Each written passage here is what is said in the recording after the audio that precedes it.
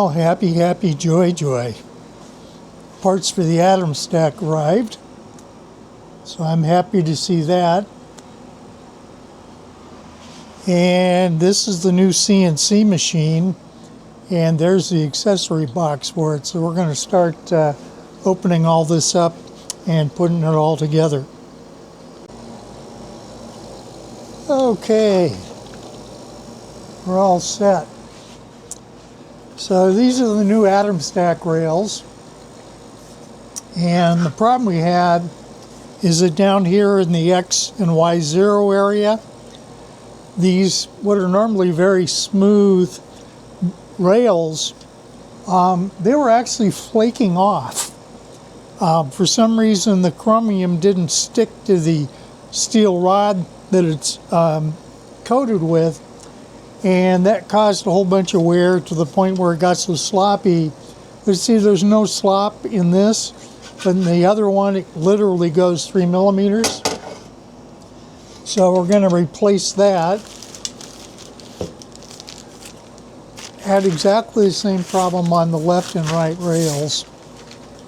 So again, these are very clean. There's no marks on them. I'm taking my fingers and wiping on it. You do want to clean these before you use them.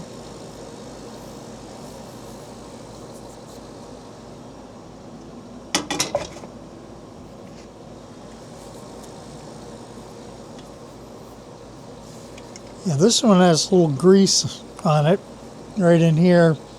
Somebody put some tape on it. So got to take some acetone, and we want to make absolutely sure that the bearings and so forth have been fully cleaned before we put them in. So that'll be our third project.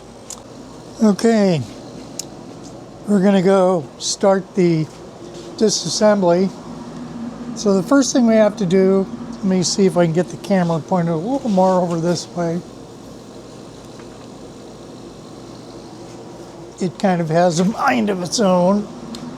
So we have the drive shaft, and so you have a coupler right here and on the other end, and so you have to loosen up the 2 screws and then take the coupler and the axle out, because we're going to take both sides off and put new rails in. You want to make sure you don't lose the set screws. And these couplers are good, but the problem is the rail is round, the axle is, and so it's very easy for them to slip on that. So if you notice, you got funny looking cuts or messy looking graphics, it's not unusual for this little guy to be slipping on the axle.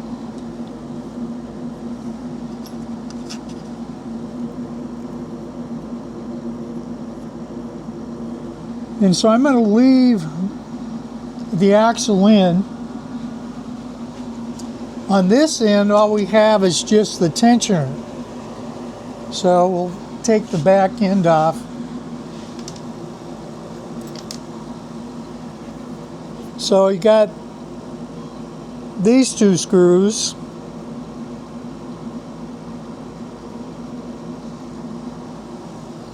And let me grab my parts tray so we can put everything in the parts tray.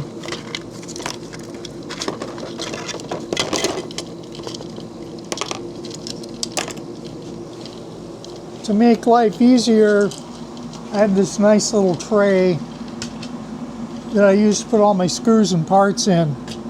That way we don't lose anything.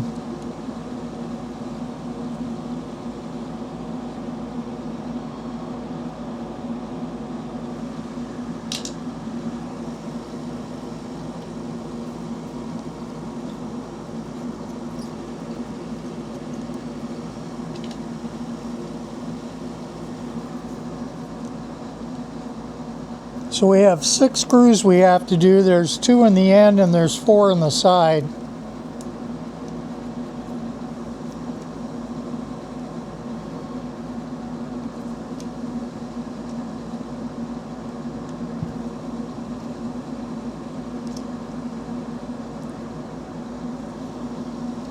The other thing we're going to do is we've also got to take and loosen up the wiring harness.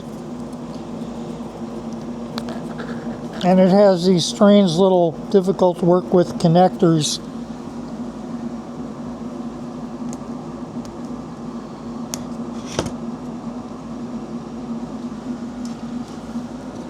And we've also got a mounting bracket right here.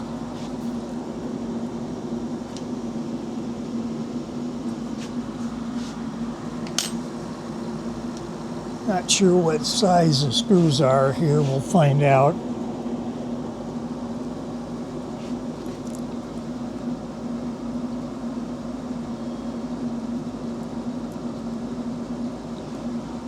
So I'm going to go ahead and pull the wiring harness out while we still have pieces together, and then we'll catch back up with you here in a second. So what we're looking at here is the Y-axis stepper motor, and that's the coupling there.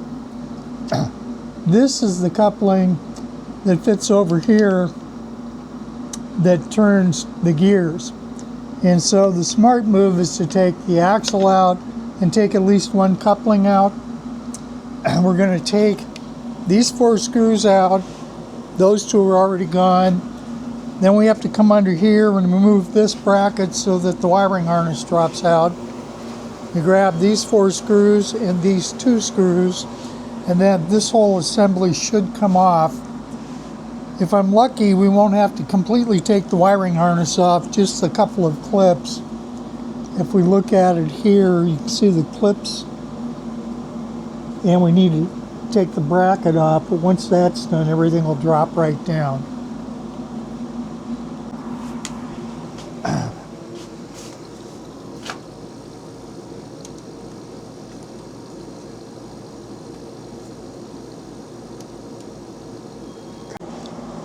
Okay, so this is the X bar and it fits this way. This is the Y-axis bar that's on the left-hand side, and it's going to drop in just like that. I need to clean it, and I need to free up all this stuff. The wiring harness, I'm just going to take these out and put the old ones, these guys here, back on. That's the quickest way to do that. So what we've done now is we have lubricated the rail, and as you can see, it slides really easily, but there's no wobble back and forth. You can take and wiggle it with your finger and it doesn't leave the rail. When we get this all back together, we're going to do a more detailed analysis of what the original problem was. But what I'm doing is making sure that we have a good layer of gun oil. And I use gun oil because gun oil is designed for chrome and for steel. And you kind of have a mix. Now I'm noticing the new rollers are actually chrome. The original ones are steel. So now we have a very, very smooth left side Y-axis, and there's no slop at all side to side. So that's the reason why we're replacing it. The problem is, particularly right down here, it literally had worn over 1 millimeter into the bar. It had actually taken all the chrome off. It had been flaking off, and once that happened, everything went really quickly after that. Okay.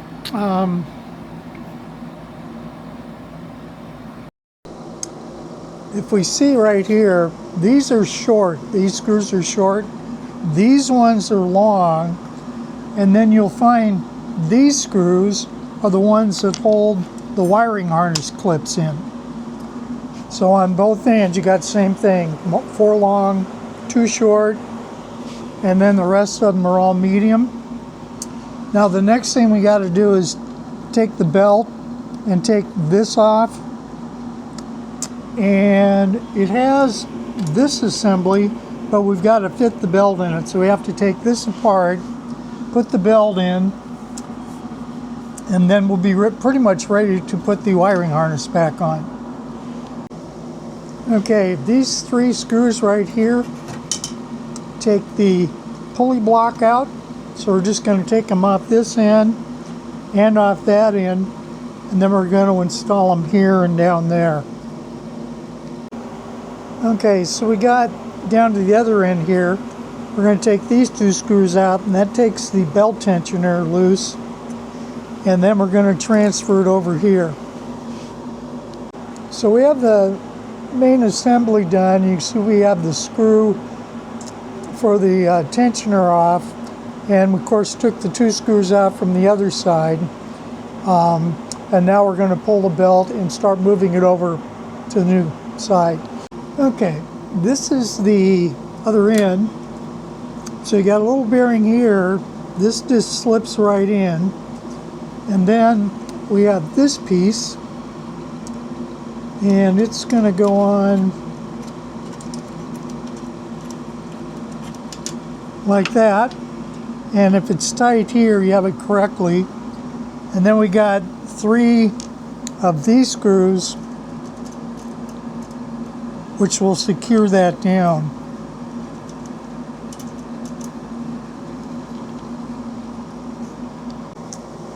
Okay, as you can see, the belt is in there properly. It now needs to be tensioned. It's important there's no twists in it.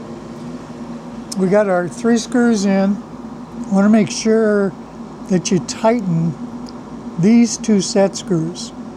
The biggest problem I ever had with this machine when I first got it is no one had tightened them, and it just spins around. And you get all kinds of strange things from that. So you want to make sure that you've got these, the coupler, which is going to sit on here like this, and the axle and the other coupler all tightened up.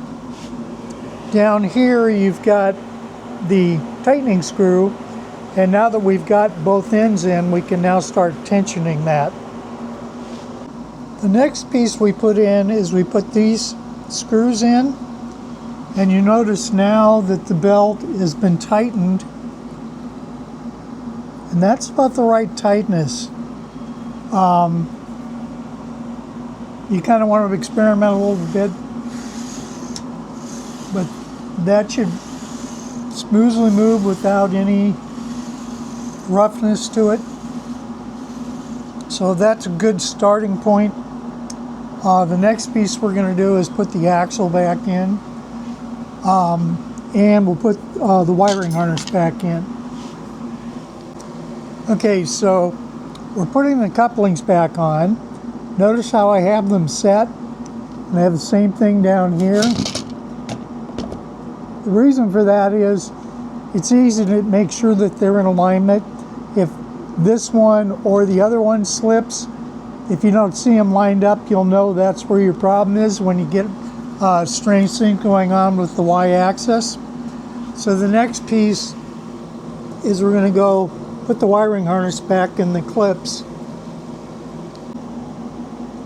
So we've put the 2 screws in, which holds it on the little clip. It's this part right here. And then we put in all the clips. Make sure the air hose is on the bottom. And you want to lay these out so they're as smooth and has as few bends as possible. That just makes the cabling last longer. Okay, I just about forgot something important. You need to make sure the wiring harness, you have a little cable that comes out of it that goes to your limit switch, which is right here. I almost forgot to plug that in. The other thing is I use acetone for cleaning the rails off. That gets all kinds of stuff off easily. It's the same thing we use for cleaning lenses. Okay, we're now working the right-hand side, and we have the same 4 screws on each end and the same 2 screws. We're going to take the coupling off. We're going to pull the axle out from the coupling. Then once we have the rail off, we'll take the belt off and put the new rail on. Okay, we have all of our screws in. We've moved everything down to the end. we made sure the belt is tight. We're now going to tighten these two screws down. Notice I have both of them exactly at the end, so they're touching. And now we tighten these two set screws, and then both sides are exactly the same. Okay, we have gone through with the micrometer, and if you measure like this, when these are all the way down, you'll get 7680 on each one. And that's when we know they're synchronized. So the way you do that is you leave this one all tightened up, you loosen the two screws here, and move the coupler until this is all the way at the end, and you'll have that measurement, and then tighten the screws. Okay, here's the old rail. This is the x-axis. We're going to move the parts over to the new one. We're basically going to do the same process. We're going to go through and clean the rails first, lubricate everything, work the lube in, then wipe the excess off, and then we'll start moving. Really all we have to move is the stepper and the belt, because the limit switch is already in there. Okay, this is the stepper motor. This holds the limit switch, but it comes with the new one, so just leave that in. So you take those three screws out, you unscrew the screw. This is the pulley with the screw. You unscrew that. That frees the belt up, and then you're ready to put everything back in. Okay, so we've got our 4 screws in. The first thing you want to put in, even before you put any of this on, and before you put the stepper on, is to hook up the limit switch. There is a little button right here. You need to make sure that's all set. And then you put in these 4 screws, get the harness in, plug in, put the belt on the stepper motor, make sure that the end that moves, that actually bolts on down here, is forward, and then make sure the belt is lined up, and loosen up the set screw on the other end, pull it all the way in, and then you can just turn it fairly easily over. You also need to make sure that these 2 bolts are in, and that these 4 bolts are in on each end. Now you'll notice this is nice and smooth. There's no binding at all. Before it was like driving down a mountain road with flat tires on your rims. When you're doing this, there's 4 screws here, but you actually want to roll this all the way up.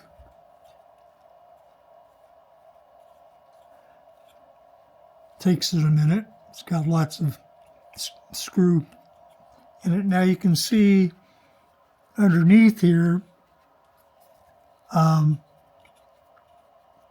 these 2 screws. Now don't touch the eccentric.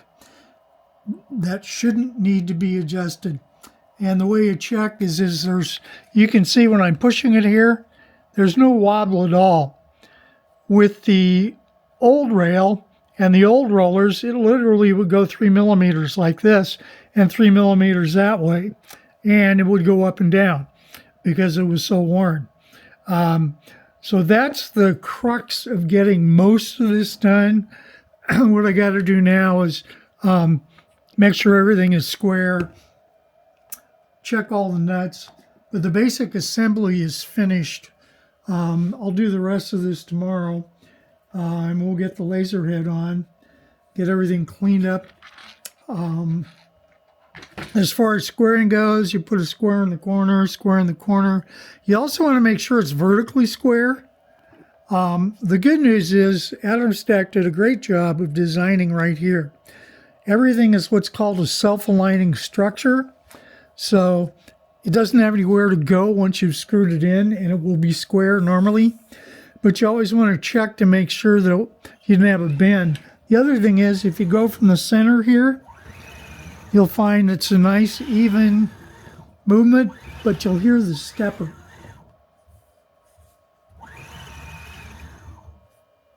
And that's what it should sound like. Make sure all your screws are tightened up on both sides.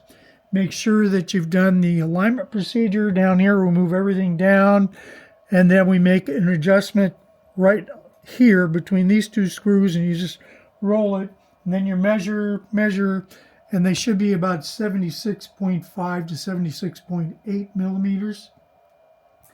So that's the basics of this.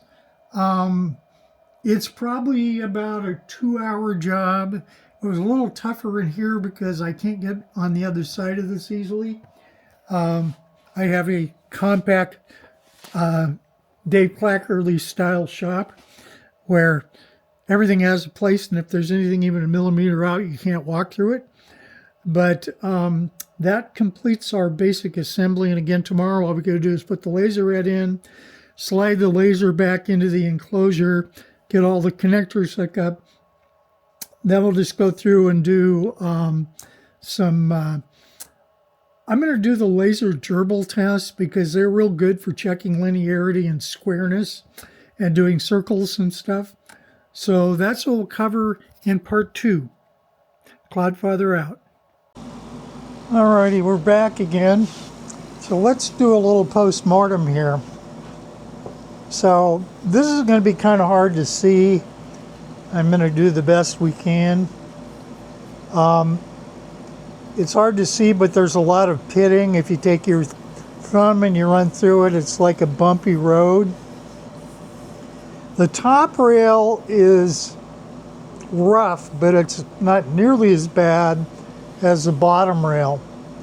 And part of the problem with this specific unit was that the manufacturer of the rod didn't chrome plate it properly.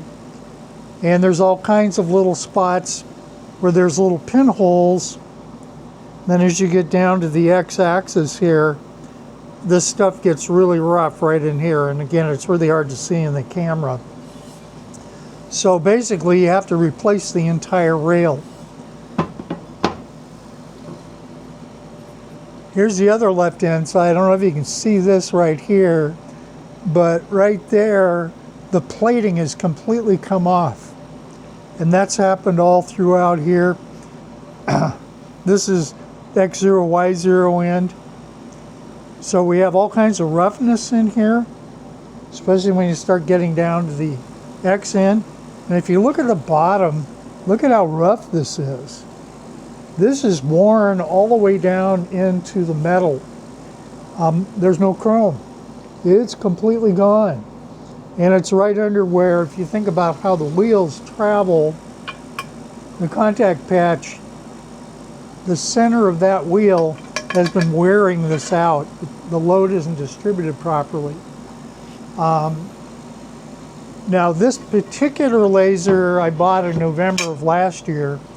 It has 996 hours on it, and these bearings should have lasted at least 2,500 hours. The good news is Atomstack has been real good about replacing the parts, and that's the reason why I'm building the video. And I've had a lot of conversations with both engineering and marketing on enhancements so that we don't have these. But I don't know if you can see this very well, but dust collects under here, and particularly on the bottom roller, you're going to get dirt trapped up underneath. The other thing is these eccentrics are okay, but they're very difficult to adjust. And trying to remove these screws, they have glued them in, and that makes maintenance really difficult. What's going to happen is you're going to put your tool in there and it's going to break the tip off.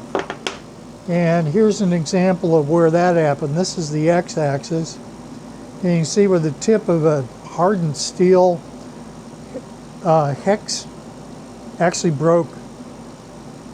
I was able to get these two off, but the problem is these things are just horribly worn. The other thing is on these axes there was actually rust on these. So unfortunately they were so much, the laser head was going 3 degrees backwards and forwards in the enclosure, or 3 millimeters rather, and about 3 millimeters this way in the enclosure, and it was also flopping back and forth. And that's because there's a lot of wear in these lower bearing surfaces. The lower was worse than the top. And the reason for that is the top carries half the weight the bottom does. Now, if you were going to redesign this, first of all, you wouldn't use rollers. You use a sleeve bearing, or you'd use a linear bearing like they use in the new C4. And I'm real excited about C4 because I think that puts them on a good path. So expect these guys to wear out. Now, repairing these again, that's what the earlier video was about. Generally, overall, these units have worked pretty well, except for the rails problem. Now, it did have a bad harness, and it was probably bad from day one. I also had to replace the controller, and it had a bad display. But again, Atomstack stepped up. They got me the parts because they wanted to make it right. And the good news is now I know a bunch of nice people over at Atomstack. And I'm also talking to them about offering a kit that has all the correct parts and instructions. So I'm going to be sending them a copy of this video as well, and going through what it actually takes to inspect them, and also what it takes to repair them. Now, I haven't had much problem with limit switches. That was one of the areas where I thought was going to be a real problem. But I'm very, very careful how I run my laser. I'm always checking. And a limit switch looks like that. And these are very inexpensive, like 2-cent parts. This should be an optocoupler with a little flag. If you do that, you will never lose a sensor. So these are disposable. You could upgrade them, but you would have to change the wiring harness. In order to make the opto work, you need to have 3.3 or 5 volts to run the LED that's on the opposite side of the detector, so that you can detect when you have the flag in the center of the LED beam. Now, the nice thing about doing the optical is they are much, much more repeatable. The problem with these little button switches is they thermally expand and contract. They're also mechanical, so after so many thousand presses, the accuracy of X0, Y0 starts getting off as much as several millimeters because of the mechanical fatigue that occurs in the switch. The ones on the focuser or the Z-axis are the little finger type, and those are very susceptible to damage. I've been very lucky. I discovered them early on, and so I'm very careful not to mishandle a laser head when I'm working on it. And as I have talked about in my other videos, there's 2 videos on how to clean your laser. We need to add to that. Basically, you need to take the whole thing apart every month, and these rails and the rollers need to be spotless. You clean them with gun cleaner because that takes all the deposits off. I also wipe them down with acetone. That removes any fingerprints or anything like that. Then we take gun oil with the rollers. Basically just going to put them on there. And you're just going to do this. and you need to spend a few minutes. Now that we got a little better light, you can really see the wear down here. See the difference in color? That's bare metal, that's chrome plating. So, you know, that's why we needed to replace these. You know, generally for the price of this laser,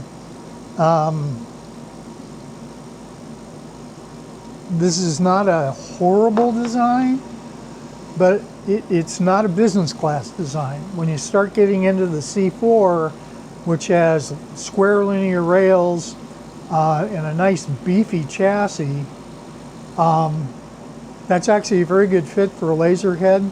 The only downside is it's only 2,000 millimeters a minute. Now you could put in a different stepper. You could get a closed loop one even, but you'd have to modify the software, and they don't open source it. You can run Marlin successfully in the AtomStack controller. Since I have two controllers, one of them had a bad port on it, I have experimentally run that. But that's the reason why we're encouraging AtomStack to fully document their operating system, because this allows customers to put high precision options on. Now it is possible in the C4 chassis, if the stepper motors are changed, to put one in that'll do 5,000 millimeters per minute.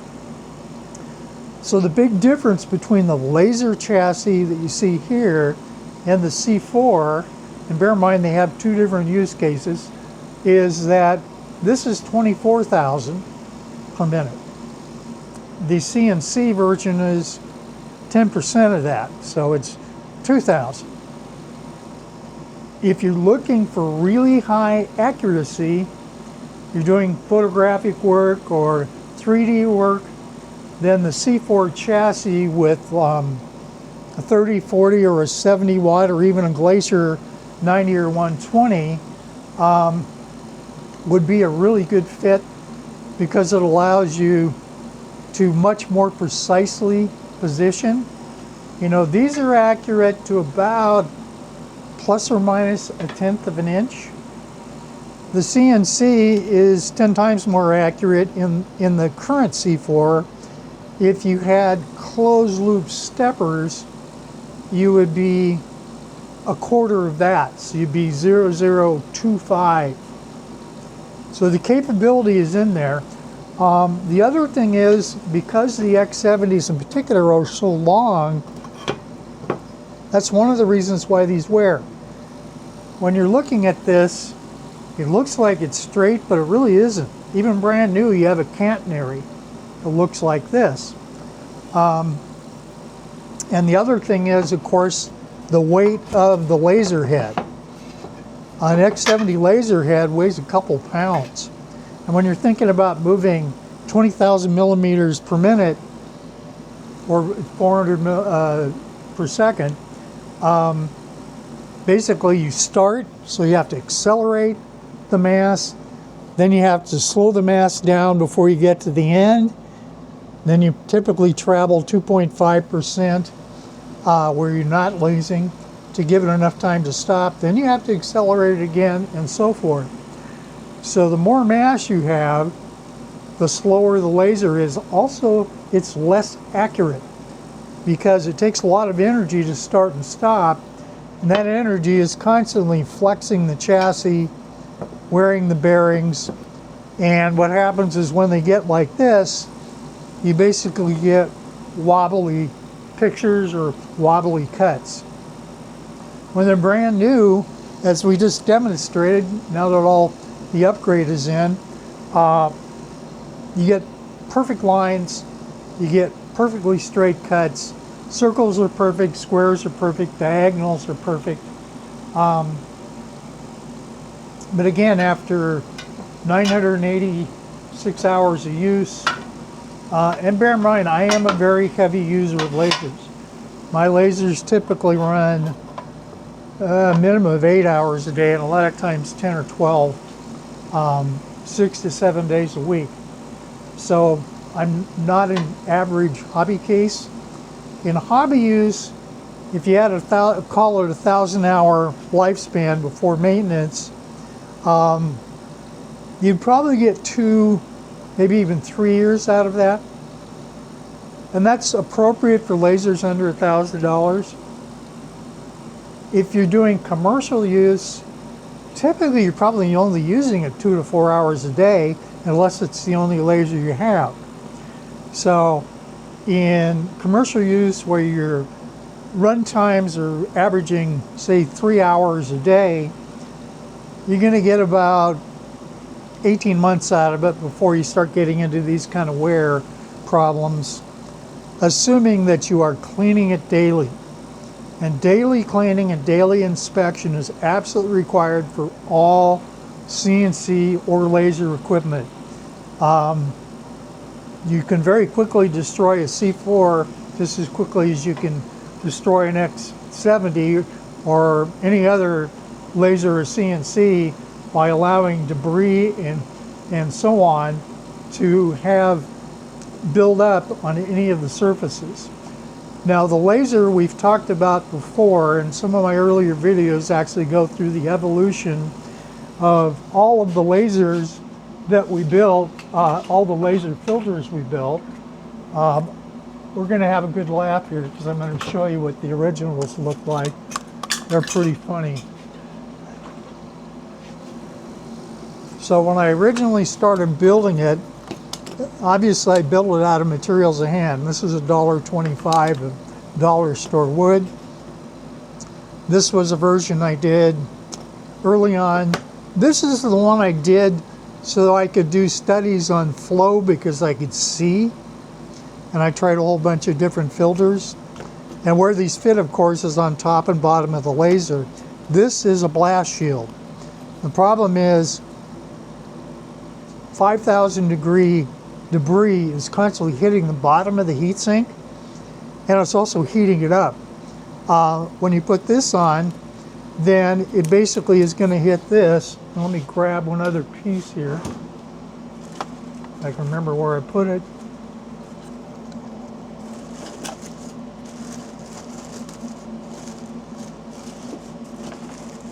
Too much junk.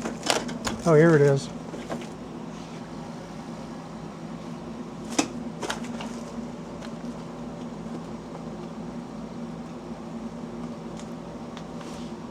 There's the one I'm looking for. Yeah, this is what the bottom piece that was the most successful to look at. Now, ideally, this bottom piece would be made out of aluminum, or you could do, 3D printing, and you can put aluminum or copper foil on it. That will deflect the heat, and even with the PLA that I was using, which is the lowest temp of 3D printing stuff, it still didn't burn through, but it definitely, you can see melt marks on the bottom of it. So we have given this to AtomStack a couple weeks ago. I talked with Kether and a couple of others, and so they're starting to take a look at this. I'm encouraging them to manufacture these as a little $29.95 kit. That way you can protect your laser between cleaning it daily and knowing the correct procedures. The other thing that's really important, and it sounds so simple, is lasers go straight down, and if it's a reflective surface, straight back into the laser tube, or it starts poking holes in what people refer to as the output lens. The output lens is not a lens. What it is in an atom stack is a diffraction grating, and what it does is the beam is coming back, and then it breaks it up in a bunch of little beams. The problem is, if you're running a high power laser like a 70, you'll burn through those in 2 to 3 weeks at maximum power. So you're constantly replacing them at a cost of about 15 to 20 bucks a piece. The other thing about them is you'll see a whole bunch of people selling output lenses. Well, the problem is they're clear. A proper output lens has a mirror finish on both sides. The diode facing side is blue, and the work facing side is amber. And amber is the opposite of blue in the color wheel. And so when the beam comes back, that amber is actually the diffraction grating, and it's working as like a one-way mirror. So the beam goes down through the blue to the work surface, then it comes back up, and it will hit the diffraction grating and cause it to do this. And again, the problem with the diffraction grating is it's not protected. So there was a very simple fix to this. I used to build telescopes and lasers by putting a 0.8 millimeter nylon shim I just had sitting around behind the top two screws of the dovetail. It tilts the laser towards the back by 7.5 degrees. Now when you get to the cone of the laser, what you find is when the beam hits, it doesn't go back up through the laser, it goes to the side of the laser. And it completely eliminates the backflash, and more importantly, I haven't had to clean the lens in 6 or 7 months. Whereas before I was burning them up every 2 or 3 weeks, even though I was cleaning them every other day. So something to consider in terms of maintaining and ensuring you have a long lifespan. The other thing is to think about the cabling. Now the cables are under a lot of stress, and we've talked about all the motion and so on, and eventually over time they are going to break. And they break from several different root causes. The first root cause, particularly at the top of the laser head, is they're constantly having to plug them in, and you're taking them in and out every day. And after a while, particularly the larger connector will break right at the connector. And the way you solve that is the way Apple did it. You use what's called a TPU or similar rubberized coating rather than heat shrink tubing, which is very stiff. And you also make sure that it seats fully, and you want it to be straight about 1 inch up, and then you want it to be 1 inch over at a curved 90-degree angle. And the reason for that is where cables break is where they have right angle bends. So anytime there's a tight bend, which is called bend radius, the way you address that, what you saw earlier in the video when I was going through and doing this, where I was making sure that there was a nice, 3 inch or, a couple 100 millimeter loop, is to make sure that there's enough room for the cable to flex without binding. The other thing we discovered about the cable path is the cable holder, or the caterpillar, whatever you want to call it. When you put the air hose in there, it really restricts the cable, and that's causing the cable to bind up. Well, the air hose doesn't need to be in there. You can run the air hose along the bottom of those chains and just take a tie wrap and put them on them. They run just fine that way. The beauty is it frees up all the binding in the cable inside the cable shield, and that will significantly improve the lifespan. So that's one of the other little tips about trying to solve some of these common things that are going to happen to your laser. And again, AtomStack has been real good about, I've actually had conference calls with them about working together with me to help evolve the lasers, in particular in the areas where there's known mechanical wear issues starting to show up. And that's not to say that they don't build a good quality laser, but when you look at this lower rail failure, this actually wasn't AtomStack's fault. It was their supplier that supplied them with the defective rail rod. So they're taking a beating, having to ship these parts out when it wasn't even their fault. If this had been caught on incoming inspection or outgoing inspection, at the manufacturer of the rod, they would have discovered the plating was bad, and then we wouldn't be having this conversation. One other thing that could be done is Atomstack could replace this particular roller with one that actually has Teflon and lining. And those will wear, but a lot less than steel on steel. The other thing is Teflon tends to make a better or wider contact patch. So by replacing those with Teflon, that would help. So that's about all we have for today. Again, my appreciation to Catherine and her crew. Also Jason, who helped us make sure we could get the materials, because this was kind of an unusual thing to fix. And the support team for working with us to ensure that we get our baby back online, which I'm very happily able to report that we are in good shape, and I'm looking forward to getting a lot of cedar burned in the next couple of days. So thank you for your time. Cloudfather out.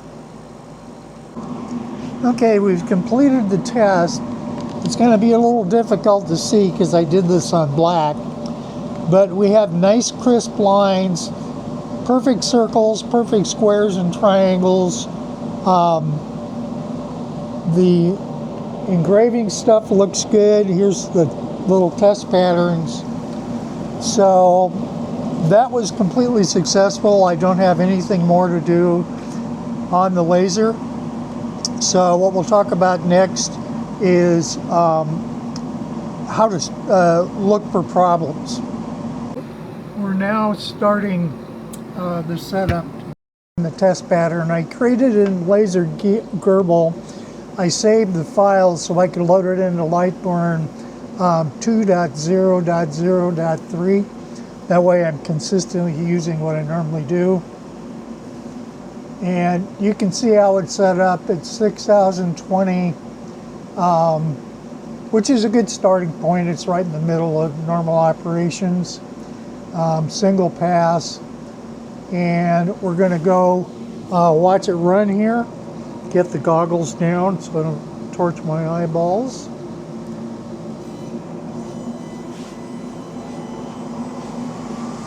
So what we're doing is we have a piece of scrap, and we're setting this piece of scrap up so that we can take a micrometer and a ruler and measure everything. It's like a hurricane in here because we have 1600 CFM running across the enclosure. And this is a very good test. I really like this because it checks diagonals, it checks squares, it checks circles, and it also does some random star patterns and so on. So when you first get your laser, grab a scrap piece. You could even use a piece of cardboard if it's flat. This is a really good way to see how your laser is doing. And if you run it twice over exactly the same area, if the line width stays the same, then it means your laser is extremely clean. It means the rails are clean, the rollers are running freely, bearings are good, your Z-axis is not shaking. And those are the things you look for when you're running these. I recommend running this test at least once a month. Due to the high wear factor of these rails, you probably need to take the laser out of the enclosure once a month and take the left and right rails off and the X-axis, and you want to go through and thoroughly clean the rails. You can wipe them every day, but the problem is, because of the way it's designed, you can't get underneath it to clean it without actually taking the roller assembly off the rail. Once you do that, then you can get in behind. So we do the post-mortem, which we'll do following getting all this testing done. I'm going to show you the wear in the rails, the wear in the rollers. Again, these new rollers are a lot different than the original ones. They're smooth, they're heavily chrome plated, as are the rails. I very carefully inspected them when I put them in, and there were 0 defects for them. So the laser is just much smoother. The other thing we did, of course, is made sure that we had equal length on the belts, make sure they're synchronized, make sure all the screws are closed or tightened up, make sure all the limit switches are working. The first thing I did when I powered it up is I did a home to make sure that it homed. If it successfully homes, then both the X and Y limit switch have been verified. So we're going to go let this run for a bit, then we'll check the results. Cheers everyone, Cloudfather here. It's back! We have successfully got it back in the enclosure. As you can see, we have the laser head with the filter assembly all set up. You want to check to make sure you don't have any binding in your cable guides. And the other thing is, you want to make a gentle loop this way. This cuts the stress down on the cables. I'm going to build a little 3D printed thing that'll hold this cable right here. That'll be one of my projects for later in the week. So what was replaced was both left and right side and center rail assemblies because of the wear on top. So the next thing we're going to do is run laser gerbil, and I don't know how well this will video, but that is the test pattern. And what we're looking for is to make sure it does clean circles, clean squares, clean triangles, and diagonals. So we're going to let that run, and then we'll start again.